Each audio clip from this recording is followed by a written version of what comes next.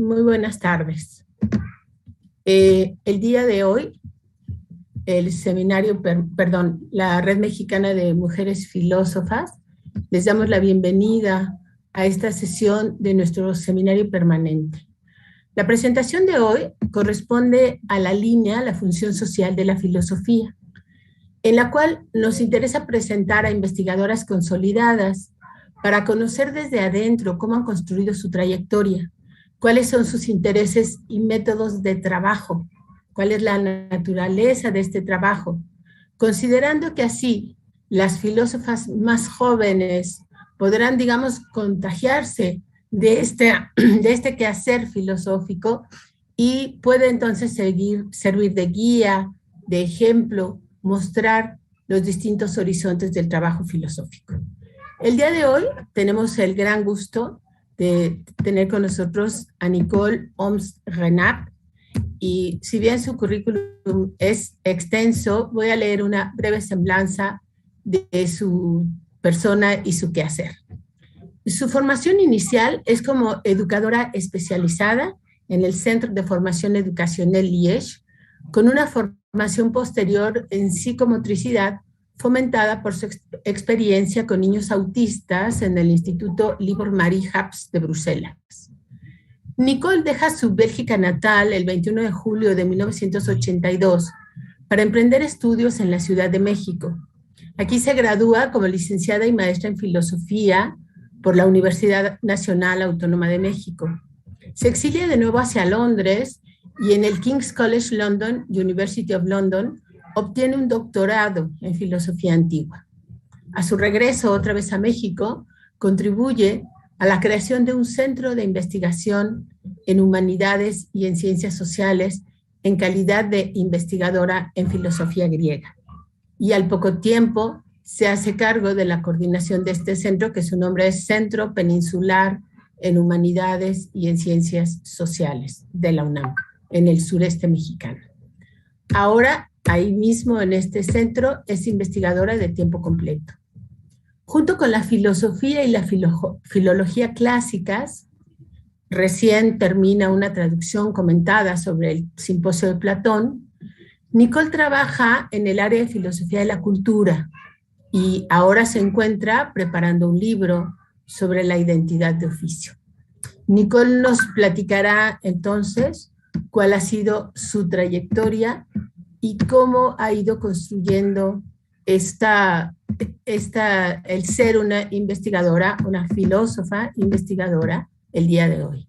Entonces, bienvenida Nicole, un abrazo de parte de todas las que conformamos la red y que hoy te escuchamos, y puedes empezar tu participación. Muchas gracias, Ana Liliana. Agradezco mucho la invitación por parte de la Red Mexicana de Mujeres Filósofas. Y sin esperar voy a empezar a leer un texto que preparé para esta sesión de hoy y que empieza así. Querida Nicole, espérame un momentito porque no puedo yo compartir la pantalla. Dice que no estoy habilitada como para compartirla. Brian, ¿me puedes habilitar para compartir? Ya tienen. Muchísimas gracias. Entonces, ahora, díganme que no me ponga nerviosa. Ya no me puse, ya lo encontré. Ahí estamos. Espera un momento, Nicole, y ya con todo gusto puedes empezar. Se me pide que hable de mi oficio de investigadora en filosofía. Se me pide en principio que hable de algo sino contradictorio, al menos paradójico, o sea, de algo que se practica en soledad, al menos en sus inicios. Porque investigar en filosofía es, ineludiblemente, leer y escribir. Y eso, estrictamente hablando, lo hace uno solo o sola. Al decir solo y luego sola, aclaro que hablo para hombres y para mujeres por igual, ya que creo que la rutina e inclusive el genio en términos de filosofía conjuga ambos géneros. Una paradoja es una contradicción aparente. que una vez dilucidada aparece como no contradictoria. Veamos. Investigar en filosofía se hace con textos, o sea, con autores a menudo difíciles de entender, porque su comprensión implica hacerse de una jerga que es de ese filósofo o de algunos de ellos y de nadie más. Hay pues una suerte de escuela, de aprendizaje. Uno o bien una ha de romperse los sesos contra una dificultad, la de entender a un autor en gran medida desconocido. ¿Para qué entenderlo? Para hablar de él sin traicionarlo, o bien traicionándolo, pero a conciencia, sabiendo lo que hace uno y tomando sus distancias, advirtiéndole a su lector que lo hace. Aquí se empieza a disolver la aparente contradicción en dos sentidos. En primer lugar, el aprendiz filósofo no está solo, porque está con los textos. Y estando con los textos, siempre está con alguien más, o bien con algunos más. Sobre todo si hay un profesor o bien compañeros ahí, aunque no únicamente. En otro sentido, el aprendiz filósofo escribe porque busca a un lector con quien dialogar, a un lector que lo entienda o quien procure entenderlo. La soledad del aprendiz filósofa o bien del aprendiz filósofo es por ende relativa, porque siempre se ha de ubicar con respecto a un autor y a quien le sirva de receptor, a quien procura comunicar lo que ha leído o bien lo que ha entendido de lo que ha leído. En cierta forma, nunca está solo o sola del todo, aunque esta comunidad sea en muchos sentidos potencial. Antes de escaparme hacia la dimensión dialógica que espero logremos el día de hoy a partir de lo que voy a decir, me gustaría quedarme con la pregunta de ¿en qué consiste el oficio de investigar? En mi caso, en filología griega y filosofía antigua por un lado, y en filosofía de la cultura por el otro.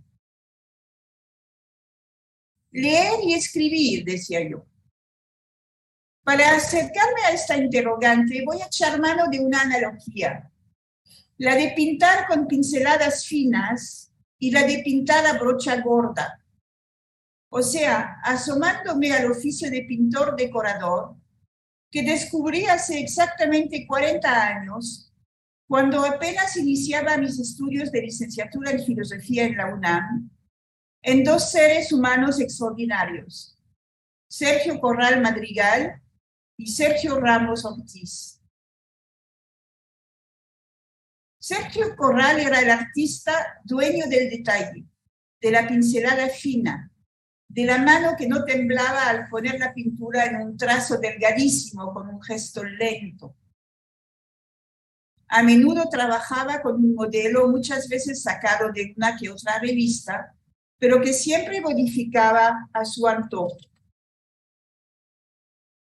Sergio Ramos era el artista del trazo rápido, de la brocha gorda, aunque el trazo sea relativamente fino, de la mano que tampoco temblaba, pero cuyo movimiento nunca se detenía antes de haber logrado su límite. Con lápiz y luego con acuarela, para que el cliente pueda darse una idea precisa del tipo de sala o bien de cocina que deseaba tener. Ambos trabajaban en el mismo departamento y muchas veces me sentaba ahí para verlos a ambos, cada quien sentado a su mesa de dibujo, concentrado, uno en su modelo modificable, el otro en la imagen que su empleador le había fabricado en la mente al describirle lo que quería su cliente. Creo que ahí tuve una primera idea de lo que era investigar, sin saber que un día iba yo a investigar, y mucho menos filosofía, de la que tomaba clase aprendiendo el español al mismo tiempo. Y ahora sí me voy a ubicar como investigadora, echando mano de textos que les hicimos llegar, que medio les hicimos llegar, y proyectando dos pinturas, Una que se debe al pincel que he llamado Fino de Sergio Corral y otro que he llamado de Brocha Gorda de Sergio Ramos. Aquí se proyecta primero los ángeles ministrantes, imitados de un tapiz de Edward Burne-Jones, reproducido en una postal, y el otro, de la vida literaria, un mural de Rufino Tamayo, del que se inspiró Sergio Ramos para pintar a 12 pedazos de sandía, simbolizando a los 12 apóstoles, alrededor de una botella y de unas frutas, presumiblemente simbolizando a Cristo y a la última cena. El armario que los ángeles decoran se encuentra en el estudio de mi hija Jessica, y la última cena decora las puertas del alacén de la cocina. Antes de asomarme a mi propio trabajo, me gustaría hacer una precisión con respecto a lo que podría sembrar una duda. O poner la pincelada fina a la brocha gorda podría dar la impresión de que hablamos de trabajo cuidadoso en el primer caso y de esbozo apresurado en el otro.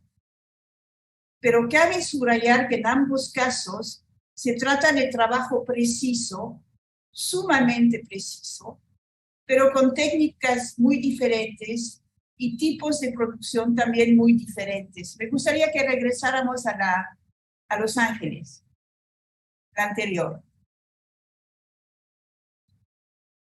Lo de la pincelada fina lo aprendí de un maestro mío por lo tocante a la filología griega y la filosofía antigua, un argentino llamado Conrado Egueslan. Las revistas de las que se inspiraba eran en aquel entonces los textos de Platón, y nos enseñaba a leer esos textos en su idioma original. Desde luego que eso implicaba en mi caso volver al aprendizaje del griego ático al que me había adiestrado en mi preparatoria belga. Pero más fundamentalmente, la virtud que se cultivaba en su presencia era la del respeto ante el original y de la duda sistemática con respecto al grado de comprensión del lector. Del comentario, siempre había que volver al texto griego para interrogarlo una y otra vez. De esa clase de trabajo es buen testimonio mi texto, el espacio escultórico del Eutifrón, o de los graciosos razonamientos que pasaron entre Sócrates y Eutifrón, y de lo que por mal de estos sucedió con aquellos. Ese es el título del artículo. Creo que ese artículo, que analiza a detalle una metáfora platónica, la que compara los argumentos que intercambian ambos interlocutores con estatuas en movimiento y por ende con artefactos incontrolables, una metáfora que cierra el diálogo, es un buen ejemplo de cómo una lectura atenta del texto puede dar lugar a una lectura original de la metáfora, a la cual se atribuye al menos 4 virtudes. 1. Permitir reevaluar la totalidad de la argumentación para ver si no se incurrió en alguna clase de falacia. 2. Explorar el sentido de mímesis o imitación como sustitución, que no de imitación, un sentido a menudo pasado por alto por los lectores de Platón. 3. Darle a la investigación sobre la piedad un contexto cultural preciso que ilumina el marco conceptual de esta investigación, así como lo que los antiguos griegos entendían por piedad. Y 4. Apreciar el hecho de que la metáfora introduce una dimensión jocosa que nos puede decir algo tanto sobre los interlocutores como sobre nosotros lectores. O sea, si no vemos la broma, pues habla de nosotros también, de que no sabemos ver la broma. A nivel de la presentación del texto en capitulitos, me inspiré para el título y los subtítulos del Quijote de Miguel de Cervantes, perdón. Esta es una de las razones, además de lo de la pincelada fina, por la que el texto mío va dedicado a quien fuera para mí un gran maestro de filosofía y quien fuera también un gran artesano de las lenguas castellana y catalana, Ramon Xirau. Puesto que me es imposible presentarles la totalidad del texto, me limito a una presentación de una nota a pie de página que fundamenta la variedad de traducciones que propongo para una de las palabras clave del diálogo, a saber la palabra logos. Nótese que entre mi primer encuentro con el profesor Egersland y la publicación de ese texto, medían una tesis de licenciatura, otra de maestría, otra de doctorado, y 26 años en total. Es posible, eso dicho, que me haya mostrado particularmente lenta en el proceso de maduración, pero es lo que necesité para poder producir este texto. Aquí quisiera mostrarles detalles de la pintura de Los Ángeles.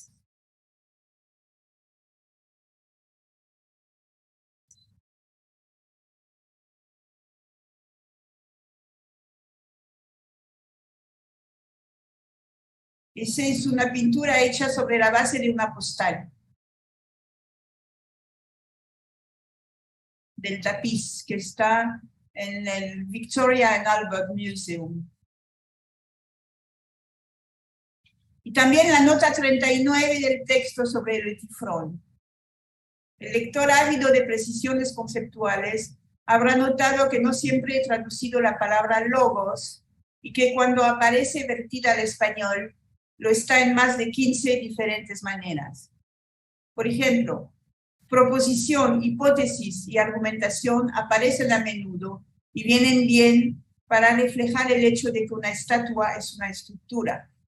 Sin embargo, hemos visto que esa noción es todavía demasiado estática y me parece que quien buscara un núcleo semántico para ahondar en lo que logos significa en el presente contexto, haría mejor en centrarse en las múltiples acepciones del verbo de movimiento protítemi. Véase el párrafo dedicado a la mímesis, véase el Liddell Scott Jones sub voce. Bien, como pueden ver, es una nota erudita, pero no es una erudición como de cubetazo. O sea, yo no estoy poniéndole al lector las 15 maneras diferentes en que traduzco la palabra logos. Eso es una nota hecha para quien quiere seguir investigando este punto preciso de la investigación.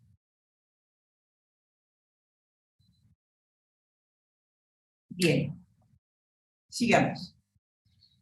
Se me ocurre que el texto El bien y la explicación, República 464A, el siguiente, es un buen ejemplo de brocha gorda. Con un par de intuiciones en la cabeza, una directora de tesis, Emma McKay, tesis de doctorado, bastante libre con respecto a los textos, aunque teniéndolos siempre a la vista, provista de una memoria fenomenal y de una rapidez de pensamiento notable, y yo de estudiante de doctorado, a la que ella picoteaba cual una yegua lenta, tratando de escribir una tesis en inglés. El par de intuiciones eran las siguientes. En primer lugar, pensé que para entender a cabalidad la naturaleza de la idea del bien en la República, que en rigor no es una idea seca, sino como la llama Platón, una hiperusía, una superusía, que ocupaba la cúspide de la faceta inteligible en lo real, era menester sacar en claro la distinción entre jerarquía y estructura. Aquí se proyectan fragmentos de la pintura del mural del que Rufino Tamayo sirve de modelo, el que pintó Sergio Ramos para mi cocina, y luego la idea general que sirve de guía para buscar un ejemplo, para distinguir jerarquía de estructura, y luego también aplicar esa distinción a la República. Vamos a la siguiente diapositiva. Eso es un pedacito del artículo del capítulo del libro, puesto que la parte final de mi análisis del esquema explicativo de la República requerirá apelar tanto a la noción de jerarquía cuanto a la noción de estructura, importa en este punto especificar lo que entiende por uno y otro. O sea, estoy haciendo un análisis de texto de Platón con una distinción de orden conceptual. Entonces, lo que hago primero es especificar cuál es esa distinción, antes de aplicar la distinción de orden conceptual, primero a un ejemplo y después al texto mismo de la República. Tómese un conjunto de cosas relacionadas entre sí. Hay muchas maneras de considerar a las relaciones entre dichas cosas. El modo en que lo hagamos depende del selector. Un selector posible puede ser lo que viene antes y después en términos de jerarquía. Esta manera de considerar al conjunto revelará el modo en que algunos de sus miembros se hallan o no subordinados a otros. Otro posible selector es el de estructura. Se puede buscar el modo en que cosas están relacionadas entre sí en términos de función. El sentido que me interesa aquí es cómo, al tener distintos papeles, cada miembro del conjunto contribuye en algo que hace que cada uno de ellos se vea integrado al mismo complejo. No cualquier tipo de interrelación conlleva ese fuerte sentido de estructura. Esa es la distinción conceptual.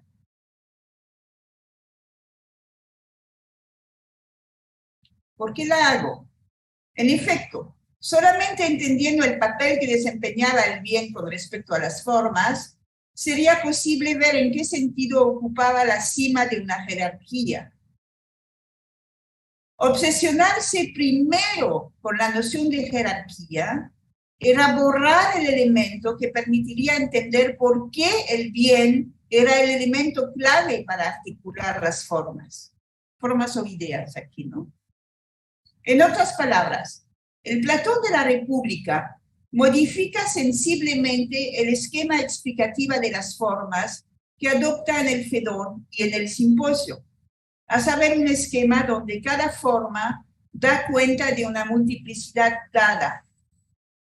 Lo bello en sí da cuenta de la belleza de las múltiples cosas bellas, y así de lo justo en sí, de lo grande en sí, etc., para acceder a un esquema donde las formas mismas reciben una explicación de su ser mediante la presencia de una superforma o idea, que es el bien. En la República, las formas ya no se encuentran aisladas, sino que están unidas en relación con el bien, o si se quiere, estructuradas. De ahí que el bien ocupe la cúspide de la jerarquía, porque tiene un poder explicativo mayor. Es decir, que estructuralmente hablando, no desempeña las mismas funciones que las formas que articulan. La intuición era clara, pero me faltaba un ejemplo para ilustrar la distinción entre estructura y jerarquía. Pensé primero encontrarla en la constitución de parte del ejército griego, describiendo la organización de los hoplitas, esos soldados que combatían a pie. Pero no tuve éxito. Fue cuando visité un barco de la Marina Mercante inglesa en Londres, y donde la repartición de la población del barco en base a sus funciones hacía como consecuencia resaltar la jerarquía que existía entre los miembros de la tripulación, que encontré lo que buscaba. Lo que buscaba en el siglo V a.C. era un ejemplo que yo tenía a la vista en el Londres de finales del siglo XX. Una vez aclaradas las funciones específicas del bien, me era posible ubicarlo con claridad en el esquema explicativo de la República, que es un esquema relacional, y de ahí corroborar mi segunda intuición, a saber que era posible analizar las propiedades de la relación entre el bien y las formas o ideas en términos de reflexividad, simetría y transitividad. Una intuición que recorría la totalidad de mi tesis, analizando diferentes momentos de la producción platónica. Aquí se puede observar que quizá haya menos atención prestada al detalle del texto griego y más atención a la función que desempeña un concepto dentro del esquema explicativo, en este caso, la idea del bien o la superidea del bien. Entre la publicación de este capítulo del libro y mi primer encuentro con Emem Makeb, me dio esta vez tan solo 14 años, y 6 entre la conclusión de dicha tesis y la redacción de este capítulo en español. Menos tiempo, sin duda, que para el primer proceso de maduración. El adentrarme a la filosofía de la cultura, o dirían los franceses que a la filosofía general, debió mucho a lo que podríamos llamar la función social de la filosofía, porque estaba presente yo en un momento institucional donde colegas de ciencias requerían la ayuda de las ciencias sociales y de las humanidades. En el 2004 me encontraba coordinando las primeras piedras de lo que ahora es el Centro Peninsular en Humanidades y Ciencias Sociales de la UNAM en Mérida. Antaño tenía otro nombre y menos importancia. Al mismo tiempo, mi colega de Ciencias Biológicas, Carlos Rosas, se encontraba dando los primeros pasos de lo que era la unidad multidisciplinaria de docencia e investigación de la Facultad de Ciencias en el puerto de Sisal, Yucatán. Constatando que los pescadores de Sisal, del puerto de Sisal, tenían crecientes dificultades para vivir de la pesca, los biólogos fabricaban paquetes tecnológicos para incitarlos a adiestrarse en la acuacultura, esto es, el cultivo de las especies marinas en tanques ubicados en la tierra. Los pescadores se resistían y los biólogos me pidieron que les enviara a, entre comillas, mis antropólogos para examinar la razón de sus reticencias. Asistí a su primera reunión a guisa de banderazo institucional y me retiré sumamente interesada en la pregunta de qué es lo que implicaba pedirle a un pescador que se vuelva aqua o bien piscicultor, y progresivamente pensando en que la filosofía algo tenía que decir al respecto. La idea hizo un camino en mi mente de manera bastante autodidacta, he de decir, aunque de pronto tenía preciosas conversaciones con mi colega biólogo, Carlos Rosas, y habiendo yo misma sido invitada a inventar un curso obligatorio de filosofía para el primer año de la nueva licenciatura en manejo sustentable de zonas costeras de la Facultad de Ciencias, tenía, al querer aterrizar las ideas en prácticas, algunas ocasiones de convivir con los pescadores de Sisal a la hora de dar mis clases. Como nos sucede cuando pensamos mucho en algo, acaba rebosando el ámbito de las ideas y derramándose en papel, de modo que me puse a escribir sobre la posible transformación de un pescador en piscicultor. Con todo, quizás sea otra maestra de filosofía, María Noel Lapullat, a la que deba lo que me faltaba de osadía para escribir un texto que aparentemente estaba tan fuera de mi área de especialización. Y por ello el texto sobre pescadores le fue dedicado. Es posible que aquí me sea difícil distinguir si la resultante fue un trabajo de pincelada fina o bien de brocha gorda. Quizá ambas cosas. Quizá en sus inicios me pareció que si un pescador se negaba a dejar un oficio ancestral para emprender otro novedoso, tenía razones poderosas para apoyar su negativa. Era una intuición o quizá un prejuicio. Mi idea era que no toda resistencia al cambio era una prueba de conservadurismo. El trabajo fino lo hice a nivel de los conceptos sacados en gran parte de la metafísica, aunque no todos. Es una labor de orden comparativa alrededor de los conceptos de espacio, de movimiento, de luz, de vida, de límite, de carencia de límite, de muerte, de orgullo, de verticalidad.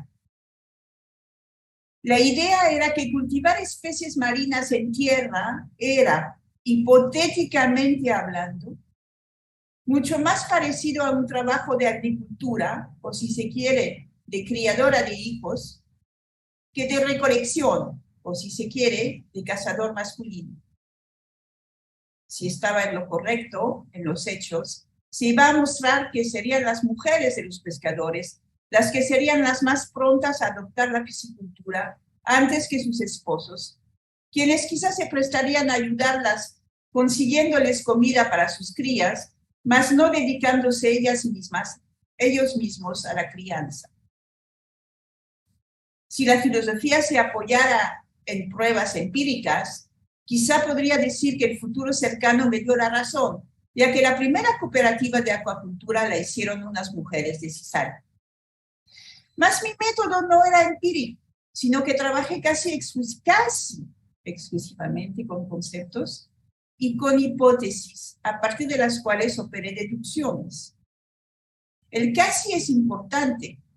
En el caso de la verticalidad, sí observé la manera en que un pescador se paraba en su lancha para compararla con la manera en que el mismo pescador, o bien un biólogo, póngase el caso, caminaba en la tierra. Eran dos maneras completamente distintas de pararse en una superficie móvil, en el primer caso, firme, en el segundo. Aquí hay una nota de un especialista en pescadores que se llama Gatti, que dice: un pescador se para siempre con las piernas ligeramente abiertas, pero con un pie más adelante que el otro, no con los dos en el mismo plano. Esta es la costumbre que han adquirido de pararse en el bote para controlar los movimientos en sentido longitudinal y un poco abiertos para mantener el equilibrio transversal. Las consideraciones en torno a la luz también ameritaron unas observaciones que comparaban la manera en que la luz solar llegaba a una embarcación y la manera en que llegaba a una banqueta, o bien no llegaba a una casa que permanecía de día a la sombra. He aquí una línea álgida de dificultad de separar lo empírico de lo que no lo es. Quizá habría que decir simplemente que ningún investigador, inclusive en filosofía, puede prescindir de ciertas observaciones, pero eso no implica que su método forzosamente descanse en observaciones, luego sistematizadas e inducción mediante. En este caso mío, yo diría que ciertamente decir algo relevante sobre un oficio ha de asomarse de manera nítida al medio ambiente en el que se mueve quien oficia y en el modo como se mueve. Esto no significa que el análisis se limite a recolectar datos y a sintetizarlos en torno a una idea. Mi método no es prima facie empírico, pero sí susceptible de ofrecer una respuesta, al menos tentativa, a un por qué, en este caso, un pescador podría negarse a cambiar el oficio de pescador, por muy mala que sea la paga hoy en día, por el oficio de piscicultor, por muy prometedora que sea la ganancia a futuro. El experimento pudo haberse detenido ahí con la publicación del texto que tiene en manos de la transformación del pescador en piscicultor, una mirada desde la filosofía. Pero un par de cosas me llamaron la atención. En primer lugar, la atención que recibió mi texto por parte de una antropóloga social, especialista en el estudio de los pescadores de México, Graciela Alcalá, quien encontró mi texto relevante para su tema. ¿Cómo, viniendo de la filosofía, podía yo retener la atención de semejante especialista? Esto no podía deberse al genio de una aventurera, sino a algo de mi método que era susceptible de explorarse más adelante. Fue cuando pensé en otros oficios que podría yo investigar, quizás sin repetir el método, pero sí siguiendo explorando. El segundo experimento está en dictamen en parte por haberme visto alentada esta vez por una filósofa, Rebeca Maldonada, Alvarado, perdón. Y se trata de otra versión teóricamente más fundamentada de lo que tienen en manos, Crónica de un especiero muy particular. Esto es un estudio fragmentario de las mezclas que se hallan a la base de la cocina y más en general un intento de caracterización del oficio que encarna Enrique Méndez Cantú, el de especiero. En segundo lugar, también me llamó la atención a la hora ahora sí de planear un libro sobre identidad de oficio, para el cual ya cuento con 2 oficios yucatecos ni contemporáneos. También podía indagar actividades que se llevaron a cabo en el pasado. En la actualidad estoy estudiando en los textos de Alexander von Humboldt y de Aimé Bonpland, su amigo botanista, lo que tiene que ver con la medición de la temperatura, tanto fenomenológica como meteorológica. Y también podía cruzar líneas que se topaban con la filología de mi querido maestro argentino, Conrado Eyaslan, a la hora de que empiece a ocuparme del capítulo que lidia con la papirología. Y es que nosotros, filósofos antiguos, trabajamos con textos griegos, pero estos textos son el producto de generaciones de copistas que de manera incansable, pero a veces inconstante, reprodujeron manuscritos a mano a partir de papiros que por ser soportes caros eran redactados en letras mayúsculas, todas pegadas entre sí, sin puntuación ni acentuación. Operar separaciones y decidir dónde empieza una palabra y dónde termina es una obra de edición, esto es, de selección de una lección entre varias. Una edición crítica como la que hiciera Johannes Burnet a principios del siglo XX lleva a pie de página varias otras versiones textuales posibles y se puede idear más lecciones posibles porque existen varias familias de manuscritos. De ahí que siempre sea posible, hoy en día, volver a abrir la historia de la elección de una versión como la de Burnet, por ejemplo, y proponer ya sea una de las que indica a pie de página, ya sea otra, dictada por un papiro recién descifrado o bien por una especulación verosímil. Uno de los capítulos de mi libro se interesará por la manera en que 2 o 3 papirólogos deciden si un pedazo de papiro contiene una letra, una iota, por ejemplo, o bien otra, una lambda, por ejemplo, que se parece a la iota, pero tiene una colita más por delante, o bien si esa colita es simplemente una basura, esto es la presencia de algo que no requiere interpretación. Así se perfila al horizonte lo que supongo todo investigador desea hacia el final de su vida de investigador, a saber, una convergencia de intereses, donde, como lo dijera Roland Barthes, el saber se transforma en sabor. Sapere en latín, una misma raíz. Por su tiempo, muchas gracias. Esos son mis iniciales, Enru. Gracias.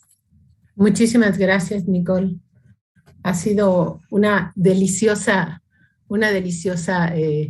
charla la tuya, justo con esto del sabor y el saber. Y bueno, en este momento nos vamos a preparar para que quienes quieran participar con preguntas, con comentarios, sin duda la riqueza de tu presentación y la riqueza de tu texto pues nos permite pues ir muy lejos, ¿no? Y sobre todo darnos cuenta de la importancia de este quehacer de la filósofa, ¿no? Me llama mucho la atención cómo hablas tú del papel de la intuición en la investigación y cómo tu tarea desde la filosofía antigua se va como trenzando con la vida y con lo que la vida te va poniendo delante, ¿no? Aprendes a mirar y a cuestionar con esa mirada lo mismo el oficio del pescador que el oficio del especiero y bueno, todas las demás cosas que irán saliendo en la medida que se hagan las preguntas respecto de este quehacer tuyo. y me parece que de verdad es muy ilustrativo y muy rico cómo vas mostrándonos esta manera tuya de estructurar tu ser investigadora en filosofía. Muchas gracias. Entonces, si quieren alzar la mano para participar, si hay alguna pregunta o participación desde YouTube, agradecería que la leyeran en voz alta, si pueden, Rebe o Fanny, no sé quién de las dos podría ver. ¿Estás viendo el YouTube, Fanny? ¿No? Rebe, ¿tú puedes ver el YouTube? Bueno, mientras los que estamos aquí, muy bien. Entonces, ¿quién quiere empezar haciendo preguntas? Mayra, veo tu mano levantada. Adelante, Mayra, bienvenida. Buenas tardes. Buenas tardes, profesora Oms. Yo tengo una pregunta sobre, o sea, sobre la traducción, ¿no? Digamos, ¿usted recomendaría que, o sea, cuando uno está estudiando filosofía antigua, digo, se acerque al griego, según entendí, pero en la traducción, por esta cuestión que decía de logos, o sea, entiendo que hay palabras que no se pueden traducir y que es mejor tratar de entender eh, qué papel o qué significado tienen dentro del texto, quizá aunque no encontremos un término con el cual reflejar ese sentido, eso lo entiendo, pero mi pregunta es si usted recomendaría hacer traducciones literales o más bien parafrásticas, o sea, ¿qué sería mejor cuando uno está investigando? Esa sería mi pregunta, gracias. Es una pregunta con varias preguntas, me parece, Mayra. La traducción literal es una imposibilidad de alguna manera. Quizá hay que empezar por ahí siempre, pero yo siempre aconsejo que cuando no se maneja, por ejemplo, el griego, que se empiece manejando al menos 2 traducciones al español, por ejemplo. Y ahí van a saltar a la vista diferencias. También que sean ediciones críticas, que aparezca en la numeración canónica de las obras de Platón o de Aristóteles, que aparezcan al margen.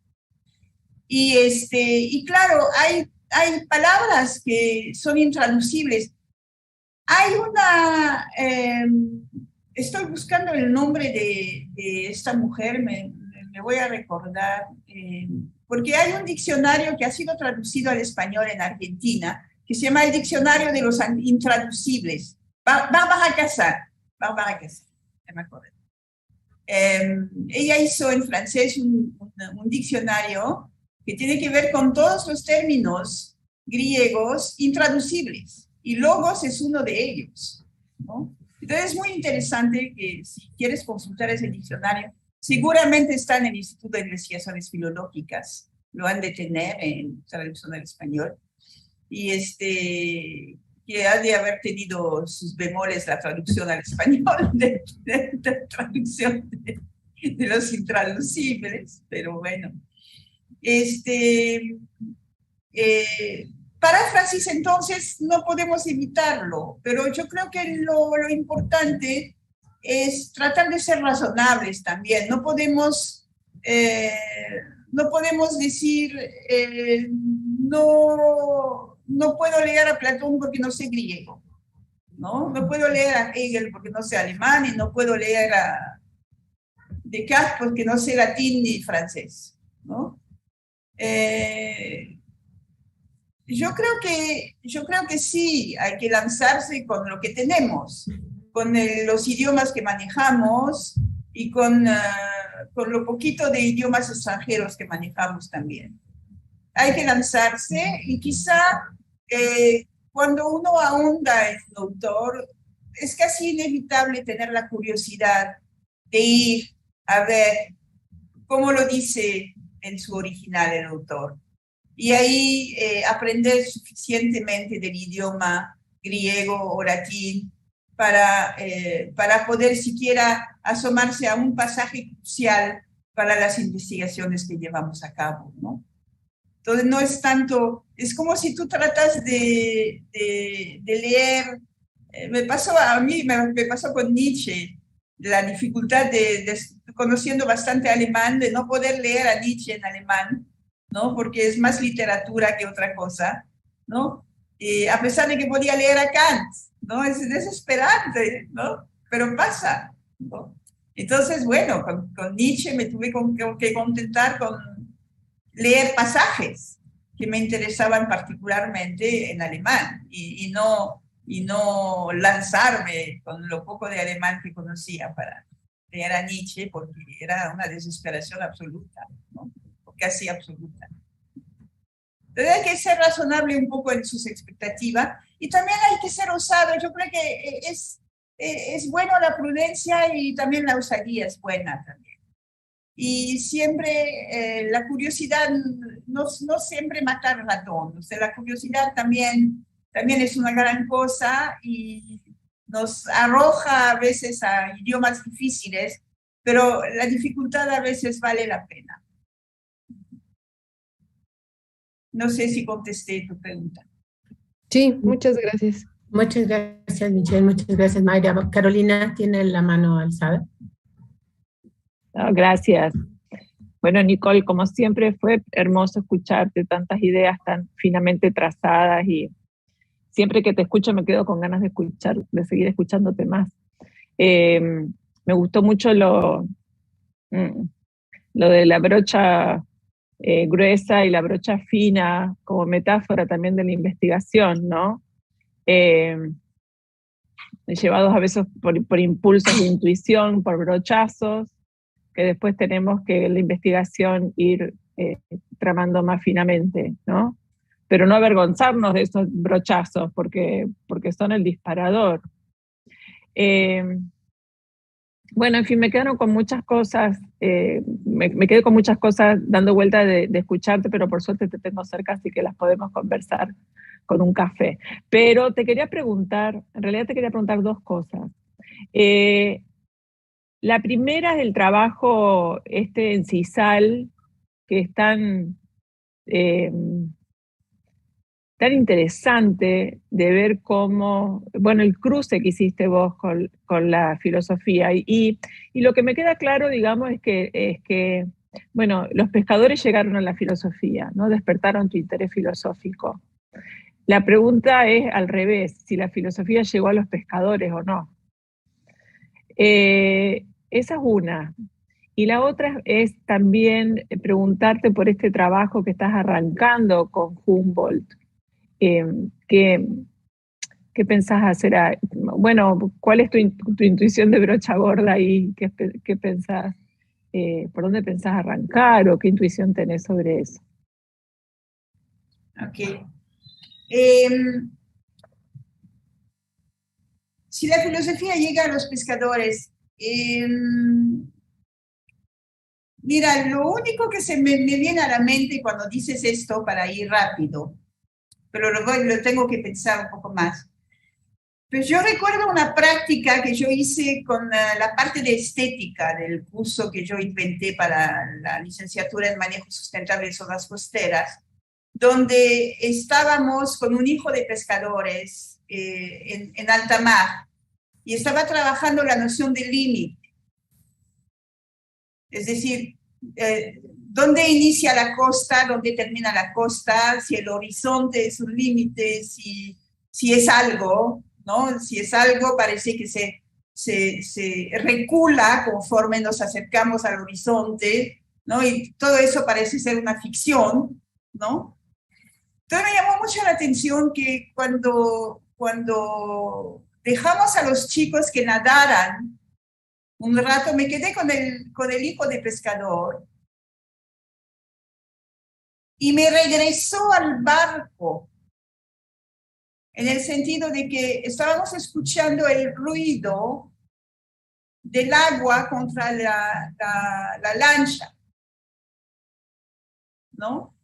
Y él me dijo que eso le recordaba, ¿no?, cómo percibía la lancha. No lo dijo así, pero eso le recordaba cómo percibía la lancha de niño, que eso le recordaba él estar en la lancha de niño, ¿no? Y yo entendí que de alguna manera estaba aplicando la práctica sobre la noción de límite a su propia experiencia de niño que percibe el agua contra la embarcación, ¿no? Contra el barco. Entonces, desde luego que tendría que pensarlo muchísimo más y no es pretender que la filosofía llegó al pescador. Es simplemente que pienso que estábamos hablando de lo mismo. Nada más. Pero la otra sería la tentación de decirte que no. Pero que tampoco llegó a mis estudiantes. Que eso fue un experimento completo, una locura. Pero bueno, yo creo que estoy desvariando. Humboldt. Estoy descubriendo a Humboldt.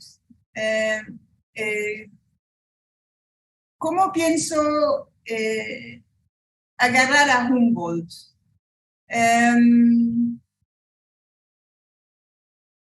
El inicio del artículo se basa en las consideraciones que él hace entre lo que distingue un viaje en mar de un viaje en tierra y del tipo de percepciones diferentes que uno tiene cuando está en un barco y cuando uno tiene, que uno tiene cuando está en la tierra. Parto de ahí. El segundo punto no lo recuerdo, porque ya lo escribí también. Pero lo que hice fue, lo que pienso hacer es agarrar una de las cosas que observaba Humboldt, que es la temperatura.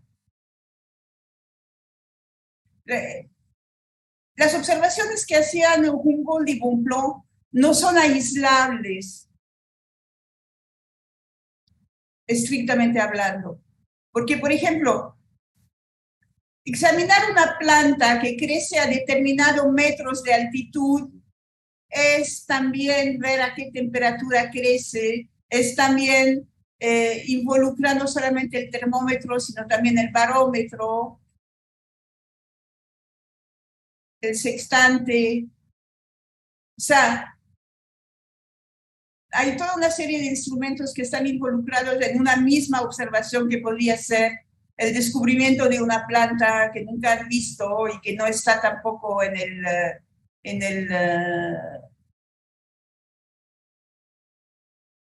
el registro de las plantas de Linneo, ¿no? Entonces, lo que estoy tratando de hacer es aislar tanto como se pueda a la temperatura en dos sentidos. Cuando digo fenomenológico, porque estoy analizando estoy tomando la temperatura de la relación entre el naturalista Humboldt y el naturalista Bonpland. Estoy leyendo sus cartas y tomando la temperatura de su relación, de la relación que tenían juntos. Cuando durante esos 5 años que pasaron observando plantas, haciendo disecciones de animales, haciendo estudios de anatomía comparada, etc. Entonces, esa es una parte del concepto de temperatura y la otra es la temperatura meteorológica. Entonces, de tomar probablemente, no sé si las plantas o qué fenómeno voy a escoger, o si es el contraste entre el alba y el día, o dependiendo de lo que me dé la lectura de los escritos, donde tenga más observaciones, es ahí, por ahí me voy a ir. Es lo que llamo la temperatura fenomenológica por un lado y meteorológica por el otro. pero estrictamente hablando yo ya me doy cuenta de que aislar una medición en el caso de la temperatura meteorológica no funciona. Nada funciona para Humboldt si no consideras al cosmos, ¿no? Si no consideras a la totalidad, si no consideras al mundo entero, de alguna manera, ¿no? No sé si por ahí va, Carolina. Ya, una postilla nomás a lo que está diciendo de la temperatura, que se cruza justo con un artículo que leí hoy en un periódico de Argentina, que Bonpland termina sus días en Argentina, ¿no? Él se casa con una mujer en la zona de cultivo de la yerba mate, no me acuerdo si era Misiones específicamente, o Corrientes, por ahí, y se dedica al cultivo de la yerba mate, ¿no? Ah, mira. Entonces, justo hoy leí un artículo, después te lo voy a pasar, de la importancia de la temperatura del agua. Para aquellos que tomamos yerba, mate, o sea, la temperatura del agua es clave para que el mate sea un buen mate y que no resulte tóxico incluso. Entonces ya te voy a pasar el dato, por lo menos del artículo de hoy, Claro. porque eso también es interesante para agregarlo, ¿no? Gracias, Nicole. No, gracias a ti.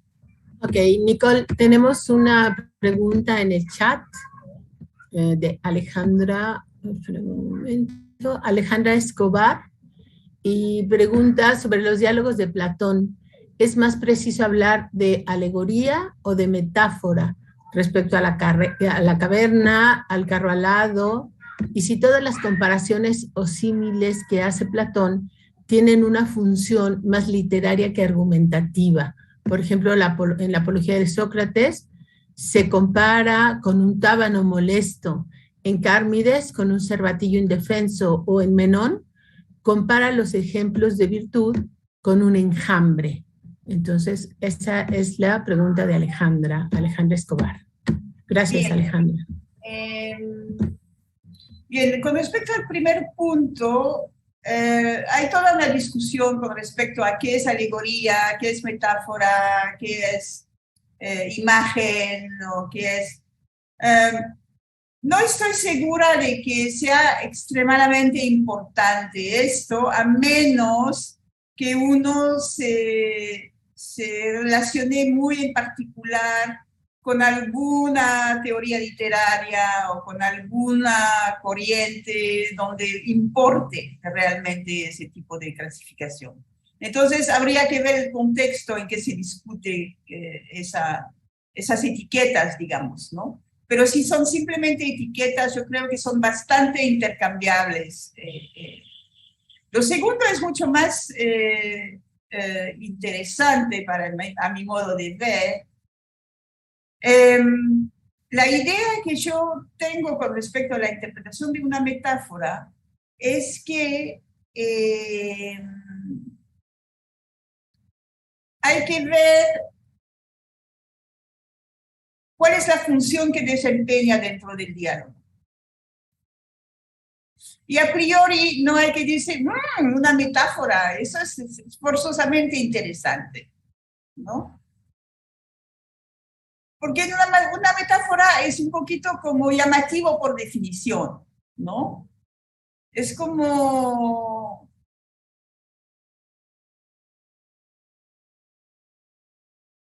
literariamente es atractivo, podríamos decir, ¿no? Entonces, es interesante ¿para quién? Para un lector, para todo lector puede ser agradable leer una metáfora. Ahora, ¿cuándo es interesante para la interpretación de un texto? ¿No?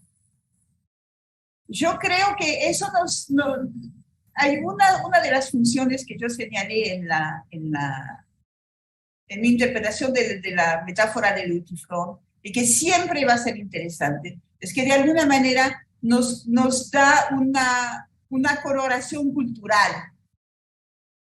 Hay ciertas metáforas que por ende nos resultan a veces incomprensibles, ¿no? Por ejemplo, lo del cervatillo indefenso, ¿no? Yo no estoy segura de que eso sea muy comprensible para un lector mexicano, por ejemplo. ¿no? La imagen del cervatillo, no sé. El tábano molesto sí, porque podemos comparar el tábano con muchos otros insectos, ¿no? Pero habría que ver en cada caso qué función puede desempeñar. Yo había dicho que hay que ver si puede desempeñar una función. No había dicho tanto argumentativa, sino para evaluar la argumentación, para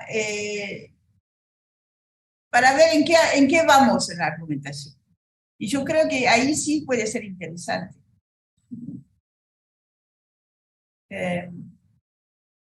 O sea, siempre puede ser interesante, siempre puede tener un valor literario. Para decir que pueda ser interesante desde el punto de vista argumentativo, eso es decir algo más. No quiere decir que sea más interesante. Quiere decir que es darle otra función otra vez lo de la función, ¿no? Yo creo que una metáfora puede desempeñar varias funciones y hay que ver cuáles son las funciones que puede desempeñar en cada caso, ¿no? Y otra vez Alejandra te dice, pues Sócrates, a ver el atractivo de Carmides, se sintió como un cervatillo indefenso ante un imponente león. Claro. Ahora estaba yo pensando en lo que dije, a lo mejor es un poco ingenuo lo que dije con respecto al público mexicano, porque todos tenemos en la imaginación, todos tenemos a las fábulas de Esopo y todos tenemos a toda una serie de fábulas de todo tipo y tenemos un bestiario ahí, ¿no? Que nos nutre la imaginación, ¿no? Entonces ahí sí, la imagen del león torna más claro la del cervatillo indefenso, ¿no? Ok. Yo no lo vería como un dilema, si es más literario o más argumentativo. Probablemente siempre tenga un valor literario y si tiene un valor argumentativo habría que evaluarlo en cada caso, ¿no? Y a veces podríamos decir que no lo entendemos. No entendemos la metáfora. Porque hemos perdido simplemente la capacidad lingüística que requería el idioma del griego del siglo V antes de Cristo. Ya nadie habla ese griego. Entonces, ¿qué hacía reír un griego del siglo V? No sabemos. Sí, podemos haber perdido esos referentes, ¿no? Sí. Fanny tiene una pregunta. Fanny. Nicole, pues qué extraordinario todo lo que te he oído decir ahora. Es realmente fabuloso y los dos textos que nos has compartido creo que son un excelente ejemplo de cómo la filosofía nos puede proporcionar esa perspectiva crítica, esa perspectiva interpretativa, esa perspectiva metafórica, ¿no? Es decir, creo que la filosofía, lo interesante y la visión de la filosofía sobre cualquier tema, cualquier objeto, es precisamente que es un abanico, es múltiple, no es unívoca. Las respuestas en filosofía no son necesariamente blanco y negro, sino toda una gama de colores y de matices. Entonces, creo que esos dos textos son excelentes ejemplos de cómo la filosofía tiene una función social en eso, en que se para críticamente frente a hechos que o nos pasan desapercibidos porque nos parecen ordinarios o simplemente nos parecen tan comunes que ya no los vemos. Entonces, creo que son dos textos fabulosos para ver la función social de la filosofía. Por otro lado, me quedé con muchísimas ganas de leer tu texto, el bien y la explicación, que por lo que vi en la ficha bibliográfica está en en un libro compilado por Raúl Gutiérrez de la Universidad de Lima. No sé si ese texto se consigue, pero me encantaría leerlo, el tuyo, porque entiendo que ahí haces una,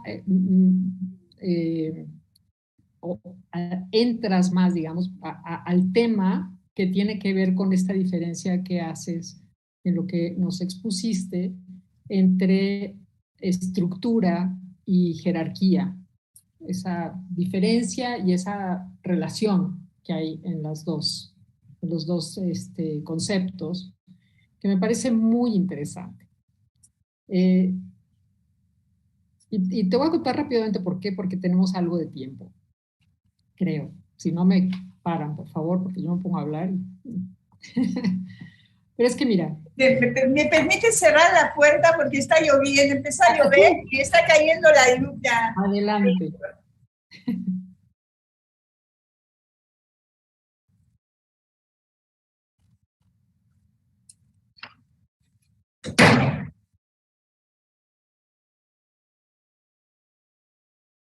Ya. Perfecto. Entonces tú dices que es la relación, por ejemplo, en una estructura, la relación entre los miembros en base a sus funciones es lo que establece la jerarquía. Si te entendí bien, esto es lo que yo comprendí de tu texto. Entonces, me parece muy interesante, te voy a decir por qué, porque yo ahora estoy haciendo una investigación sobre si la mujer es o puede ser sujeto de conocimiento filosófico. Y ya sé que uno dice esto en pleno siglo XXI y mucha gente dice... Si las mujeres, ¿qué? Perdón. Si las mujeres pueden ser sujetos de conocimiento filosófico. Ajá. ¿Ok? Y te decía, bueno, esto para mucha gente es como, ay, qué ridiculez. Pues claro, siglo XXI, estamos a 22 años del siglo XXI. Por supuesto que ya nadie se puede cuestionar si las mujeres son sujetos de conocimiento filosófico, pero por supuesto que se lo sigue cuestionando muchísima gente. Pero entonces lo que estoy haciendo ahora es examinar históricamente lo que yo he definido como 4 grandes líneas argumentales que se han utilizado precisamente para negar que la mujer pueda ser sujeto de conocimiento filosófico. Puede ser objeto de conocimiento filosófico, pero no sujeto creativo. No aportan, o esto es lo que se argumenta, que no ha habido la igual cantidad de aportaciones, ni las aportaciones de mujeres y hombres en la historia de la filosofía, ni las aportaciones de las mujeres han sido tan valiosas como las de los hombres. ¿Okay? O sea, ahí está funcionando un sesgo epistémico importante. De las 4 líneas argumentales que yo he detectado y que estoy desarrollando ahora, una tiene que ver con lo que llamo la línea argumental religiosa, que se basa, al menos en nuestra cultura judeocristiana, occidental, etcétera, porque no conozco otras, entonces tengo que hablar de lo que conozco, pero al menos en esta cultura, en nuestra cultura, la línea argumental religiosa se basa en la jerarquía que establece Dios al crear primero al hombre y después a la mujer. Entonces, ya que Dios crea primero al hombre y del hombre crea a la mujer, bueno, al revés, la primogenitura es lo que habla de la supremacía del hombre, es lo que habla de la superioridad del hombre. Uh-huh. Física, moral e intelectual. De hecho, esta inferioridad de la mujer es lo que permite o que la hace más vulnerable a la argumentación falaz de la serpiente que la lleva a pecar y a la caída, ¿no? Órale. Ahí Dios contestó.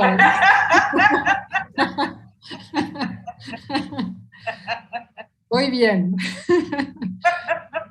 Entonces, entonces la cuestión es muy interesante porque lo que hice fue ir dentro de este canon, digamos, ir a dos textos fundacionales, que uno es la Biblia y el otro es San Agustín, para examinar precisamente esta relación de superioridad, inferioridad, primogenitura, etcétera, ¿no?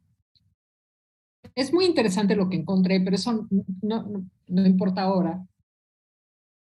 Lo que me interesa, lo que me parece muy interesante es cómo tu teoría de cómo en una estructura la relación de los miembros, de acuerdo a sus funciones, establece la jerarquía, se aplica perfectamente bien a esta idea de la primogenitura, de la función de hombre y mujer en el origen, en la creación. Entonces, me interesa muchísimo saber más acerca de esto, saber más acerca de lo que puedes decir sobre esta relación, ¿no? De estructura, jerarquía y función. Entonces, lo que quisiera saber es dónde has desarrollado más este tema para poder leerte y saber más de cómo has pensado esta relación. Mira, te voy a decir de dónde viene, es una intuición muy vieja y viene de mis lecturas cuando estaba haciendo estudios de pedagogía para niños deficientes. Sí. Estuve leyendo a los psicólogos de Palo Alto, que seguramente conoces, de Václavic y de Bateson. Václavic escribió, Paul Václavic, hay como 3 W ahí. Escribió un libro muy bueno que se llama La lógica de la comunicación. No es un libro ya viejito, estamos en los años 70, finales de los años 70. Okay. Y entonces un poco la idea es que, bueno, eso era aplicado a los sistemas familiares enfermos, de que, o a cualquier sistema familiar, si tú no entiendes la función que desempeña cada miembro, tú no entiendes cómo está organizado ese sistema. Porque, por ejemplo, cuando el enfermo designado de la familia muere, la familia tiene que tener otro enfermo, por darte un ejemplo muy simple. ¿Sí? ¿Por qué? Porque el sistema necesita un enfermo. Entonces ese enfermo se va a crear si el que desempeñaba ese papel ya no lo desempeña, ¿no? Entonces un poco la idea es que todos, en cualquier sistema en que nos desenvolvamos nosotros, ocupamos funciones que muchas veces no son exactamente las funciones para las que nos pagan, o para lo o dentro de una familia, no pocas veces sucede que la madre, de hecho, desempeña el papel de niña y la niña desempeña el papel de madre, y en fin, o ambas cosas a la vez, en fin, ¿no? Entonces, si intento en mi experiencia de libros rastrear un poco una interesante noción de función, sí, yo me iría a los psicólogos de Palo Alto. Ah, muy bien. Que yo no sé si existen todavía, pero yo creo que todavía se lee estos libros, son muy buenos. Entonces, uno se llama Paul Václavic, que empieza W-A-T... Z-A. Sí, Z-A. L-A-W. Y el libro, me acuerdo, se llama La lógica de la comunicación. Y Bateson tiene otro libro, o no me acuerdo si es un libro escrito junto con Václavic. Bateson es B-A-T-E-S-O-N. Okay. Pero eso ya es hace muchos años que leí yo esto. Pero es la primera vez que vi algo interesante que va por ahí. Ah, muy bien. Es muy interesante. Y un poco resurgió la idea en mí, Sí. de que muchas veces estamos muy impresionados por las jerarquías. Y eso nos impide ver qué es lo que realmente sucede en un sistema, ¿no? Porque queremos saber quién es el jefe, quién es la jefa, quién es el más importante, quién tiene más, ¿no? Sí. Y entonces es muy patente cuando leemos literatura sobre la hiperrusia del bien en la República. Es muy impresionante cómo los orientalistas están impresionados por el papel evidentemente jerárquico que desempeña el bien en la República, que es innegable. Pero si tú te obsesionas con ese papel jerárquico, entonces no entiendes por qué ese papel jerárquico. ¿Por qué ocupa la cúspide de la jerarquía? Pues una de las posibles respuestas, que mi texto no agota las posibles respuestas, pero una de las posibles respuestas es que desempeña más funciones explicativas de lo que desempeñan las demás. Las demás formas, digamos. Claro. Entonces, una vez que entendiste esto, entonces lo de la jerarquía viene a ocupar su lugar de manera mucho más natural, ¿no? Ahora, sí, es muy interesante lo que tú planteas con respecto a la jerarquía religiosa, sí, ¿no? Sí. Porque habría que ver ahí el elemento jerárquico parece verdaderamente abrumador en el esquema, ¿no? Físico, moral. Pero ¿sabes qué es interesante? Porque yo diría lo mismo que tú acabas de decir con respecto al bien. Si nos obsesionamos con la importancia jerárquica, digamos, entonces no vemos lo demás.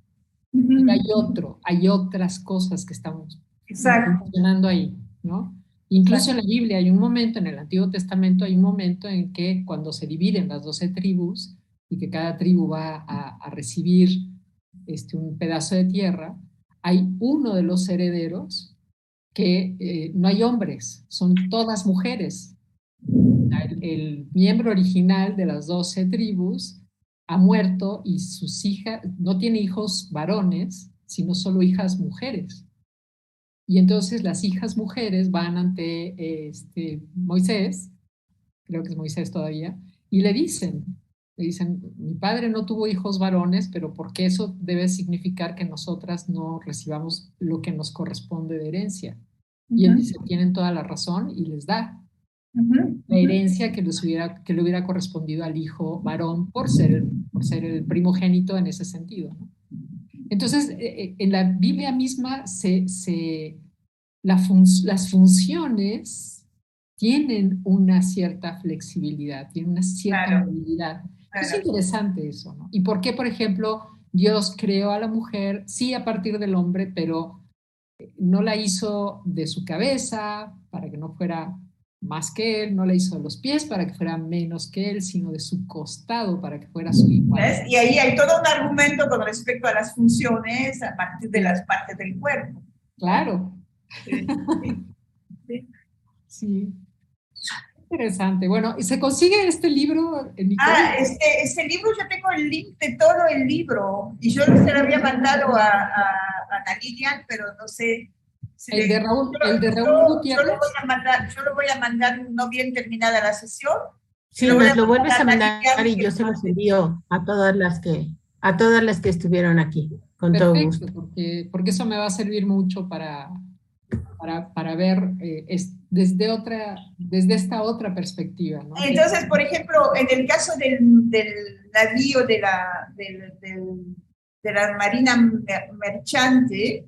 Sí. Es muy interesante porque hay una parte de la tripulación, hay un steward, hay un solo individuo que tiene un camarote solo cerca del capitán y del subcapitán, del subcomandante, porque tiene que atender a las necesidades de los superiores jerárquicos. Entonces él goza de un estatuto a nivel de cama, ¿no? Que no tiene nada que ver con lo que es reservado a gente de la misma jerarquía que él, pero con funciones diferentes, ¿no? Claro. Entonces es más el tema de la función. Sí. Que de entonces tienes primero que ver las funciones y después es fascinante. La jerarquía cae por su propio peso o no. O claro. puedes decir, no, realmente ahí no cabe. O sea, ahí no cabría hablar de superioridad jerárquica. Y sin embargo, ¿no? Sí. Te impone. Oye, Nicole, una duda que me surgió, porque oyéndote hablar sobre Václavic, sobre todo, me surgió la duda si lo que él plantea o en algún momento tiene algo que ver con esto que se llama constelaciones. Ay, mira, yo creo que el movimiento de las constelaciones fue como un tataranieto de esa cosa. Ok. Creo. Pero me estás pidiendo que tenga más memoria de la que tengo. Hace muchísimos años. Eso hace más de 40 años. Eso hace. No, me pareció que había algo, un lenguaje ahí similar. Yo no he hecho nunca constelaciones, no sé bien lo que es, digamos, en ese sentido, pero por lo que he leído sobre eso, me pareció que había algo como parecido de las funciones. Sí, a mí me han platicado eso de las constelaciones. Sí, a mí también, pero bueno, no lo he hecho. Yo sospecho que el libro de Paul Václavic no ha envejecido, que todavía, más lo voy a lo mejor lo vuelvo a comprar, lo vuelvo a leer. Porque me acuerdo que me había impactado de una manera impresionante. Para entender realmente cómo funcionamos. Exacto. En cualquier comunidad compleja, ¿no? Y cualquier comunidad es compleja por definición. Claro, es lo que tú demuestras con tu análisis. Inclusive la más jerarquizada, la más claramente jerarquizada es compleja. Claro. Y sabes que me gustó mucho esta observación de cómo el pescador se para, ¿no? Siempre buscando estar en equilibrio, ¿no? Con una pierna delante de la otra. Y yo me acordaba de las madres, cuando hemos sido madres y otras que han sido madres, como por ejemplo en el supermercado, empiezas a mecer el carrito del supermercado porque tienes ese recuerdo corporal de estar meciendo la carriola, ¿ves? Entonces ahí siempre puedes detectar cuando una mujer ha sido madre recientemente, porque empieza a mover el carrito del súper. Claro, hice una segunda versión del texto de Pescadores en inglés, y ahí había añadido un concepto que es el concepto de heroísmo. Sí. A partir de una observación de Bachelard, de Gaston Bachelard, donde decía que había más maneras de pararse en el mundo que tenían y enojaste a alguien. La jerarquía física y moral. No está en diálogo con nosotras. Lo que pasa es que él es así, es intenso. No levanta la mano. Es la cuestión jerárquica, ¿ves, Nicole? Porque claro, pedirle a un pescador que se vuelva un criador de especies marinas en la tierra, es pedirle que renuncie a la verticalidad, que es la más heroica de las dos, la más compleja, la más difícil, la que no todos manejan. Y un pescador me contó que recordaba que la primera vez que trató de pararse en la lancha de su padre se cayó. Y que recuerda eso como si hubiera estado borracho, ¿no? Pero no estaba borracho. Claro. Qué interesante, qué maravilla. Muchas gracias. Entonces, tu umbral de heroísmo con la carriola me gustó.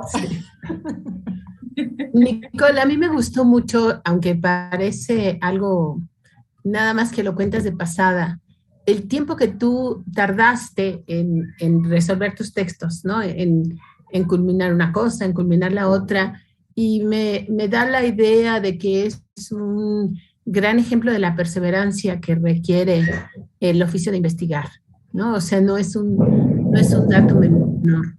Y cómo a lo largo del tiempo, cuando tú das este paso hacia la filosofía de la cultura y dices, yo me sentía rara porque no era mi terreno, pero también cuando tuvimos la conversación para la invitación aquí a la charla, tú me decías, sin embargo, muchas cosas de las que he escrito, yo no las podría haber escrito si no es porque tengo toda esta estructura que me da la filosofía, toda esta mirada que me da la filosofía. Entonces, me gustaría que nos platicaras un poco de eso.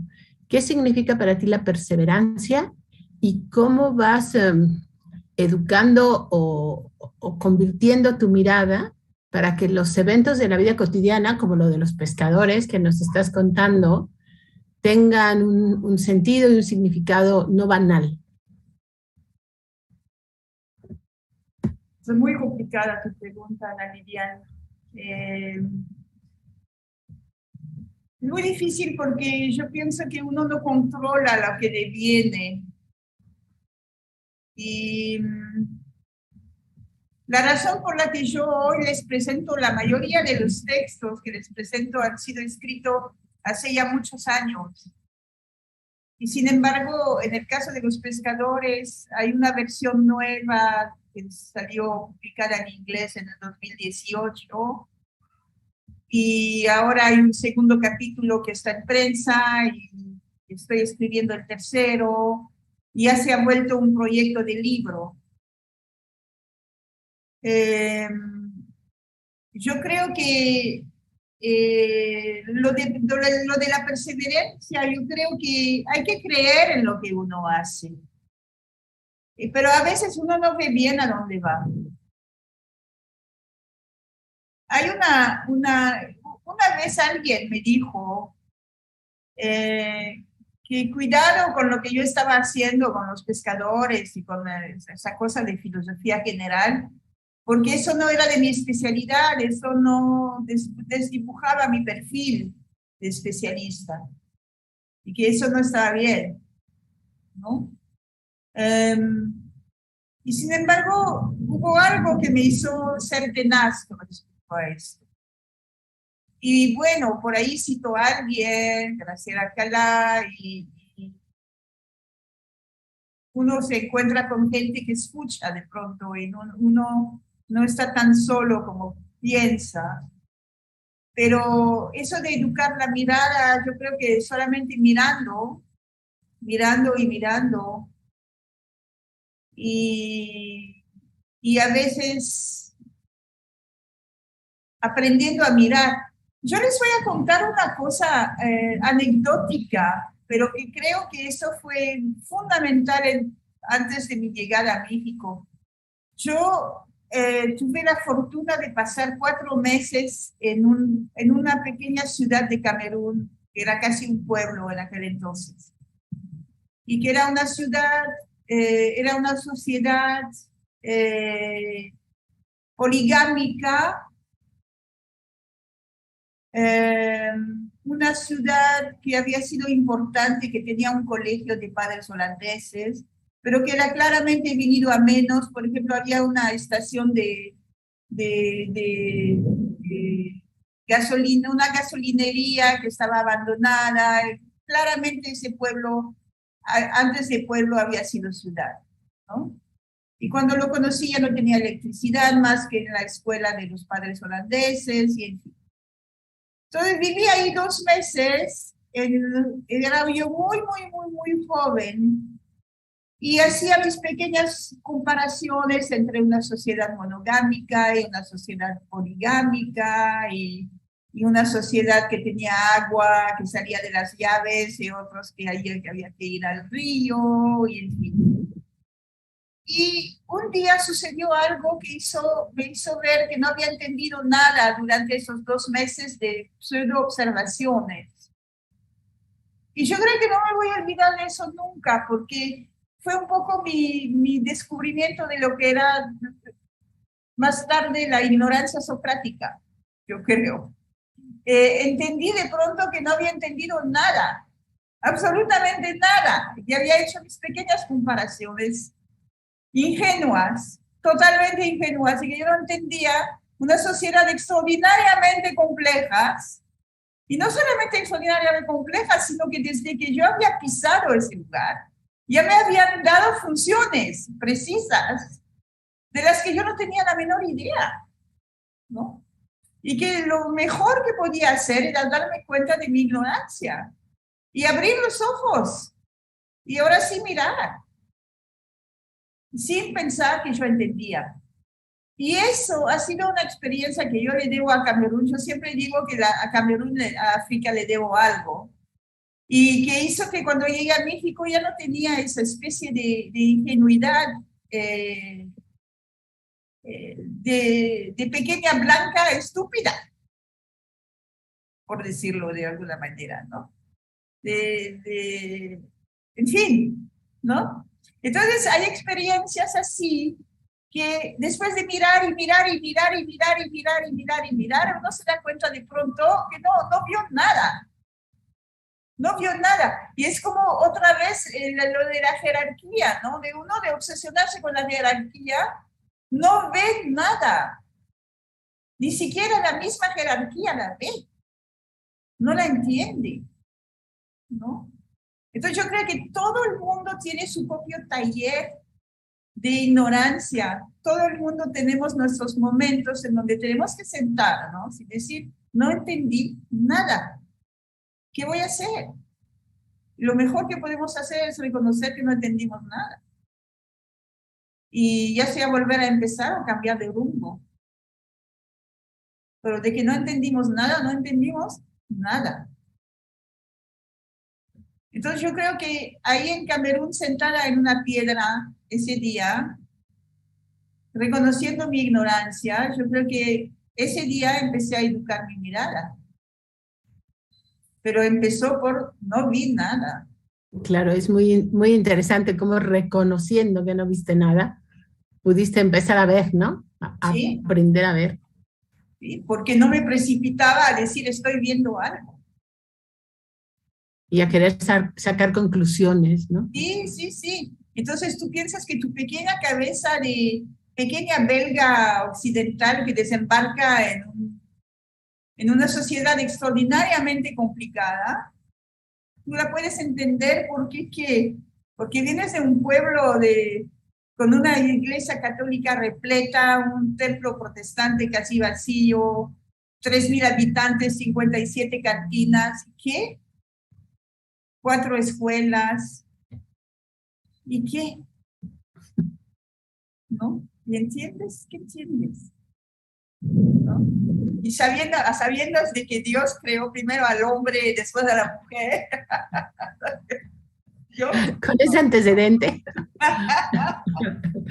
Querida Nicole, para ir cerrando un poco esta hermosa sesión que hemos tenido contigo, me platicabas de este texto de Hija de, que estás terminando o acabas de publicar, y a mí me impactó mucho cuando tú me decías, en ese texto trato como de revisar el sentimiento de pertenencia, si estamos equipados para salvarnos del horror y qué significa eso de salvar el horror.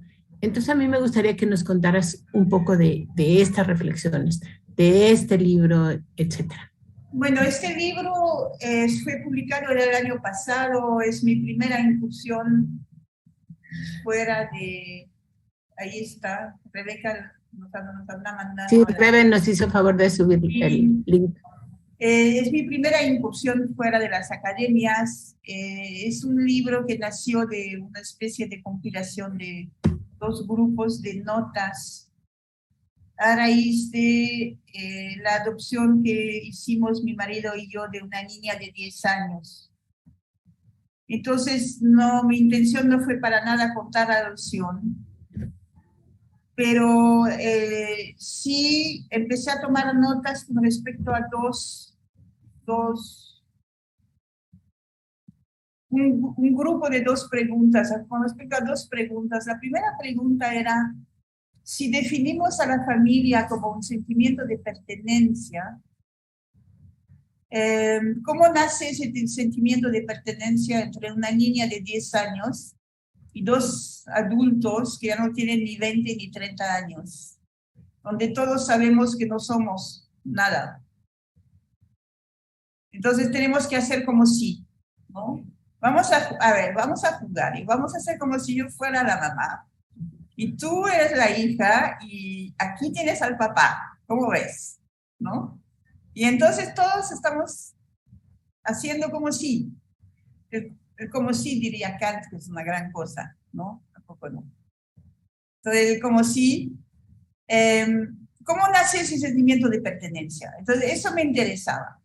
Entonces empecé a tomar notas con respecto a esto. Y lo otro era con respecto al horror. Porque mi hija había tenido experiencias monstruosas de violencia física y mental cuando era muy niña, como muchas otras niñas por doquier, pero aquí particularmente en Yucatán. Entonces, yo pensaba que si quería ser la mamá de esta niña, tendría que ser capaz de pensar ese horror. Y entonces la pregunta es, ¿somos capaces de pensar el horror? Y cuando pensamos el horror, como que queremos cambiar de tema, como que no queremos hablar de esto, queremos callar. Inclusive si pensamos en los campos de concentración, mucha gente que salió viva de ahí ya no escogió nunca hablar de esto. Claro, hubo quienes sí escogieron hablar, pero muchos escogieron no hablar. Entonces me parecía que era una buena pregunta si éramos capaces si estábamos equipados para pensar el horror. Eso era la segunda pregunta. Entonces empecé a tomar notas también con respecto a esto. Y finalmente esas 2 preguntas desembocaron en notas y esas notas desembocaron en un libro que se llama Hija de. Y lo que le decía a Ana Lilian es que este libro es un libro fácil de leer porque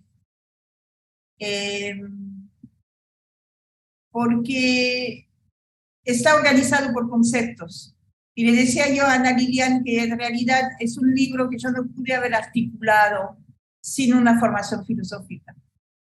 Eso no quiere decir que sea un libro de filosofía, pero es un libro que ciertamente no pude haber ordenado como está si no hubiese sido estudiosa de la filosofía.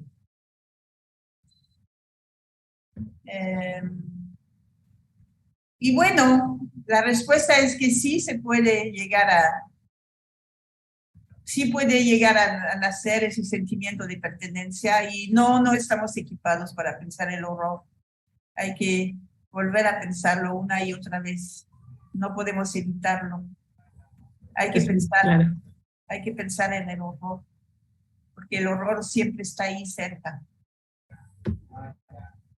Sí, muchas gracias. Vamos a leer tus textos y todas las ligas de los otros que me mandes también, pero por lo menos ahí en el chat ya subieron el de los pescadores, el del especiero, y ahora nos hizo favor Rebe de ponernos la liga para el libro de Hija de, que también se está encuentra en Mercado Libre, creo. está en Mercado Libre, ok. Y bueno, para ir cerrando todo lo que hace Nicole, se refiere también a las cosas, digamos, más cotidianas, como la actualización de profesores, ¿no? Eso me gustó mucho cuando me platica que también allá en Yucatán está metida, está trabajando en la actualización de profesores, que vas a tener este cuarto taller de filosofía, conceptos añejos e ideas nuevas. Tienes una propuesta desde hace muchos años para abrir una licenciatura en filosofía en la Universidad de Yucatán. Y entonces, como que me gusta mucho ver como una investigadora consolidada con toda esta trayectoria no se aleja de la vida, o más bien es porque está conectada a la vida que tiene estas ansias de seguir mirando, de seguir trabajando con otros, de seguir haciendo crecer su entorno. Y bueno, esos datos me parecen importantes para que podamos comprender realmente el todo que significa ser una investigadora, una filósofa, ¿no? Y bueno, eso me parece fundamental. Nos vamos acercando al momento de terminar esta sesión. Si alguien quiere decir algunas palabras para Nicole, si Nicole quiere decir algo para despedirse, bienvenido. Aquí hay una planta que pide la palabra, ¿no? Rebeca.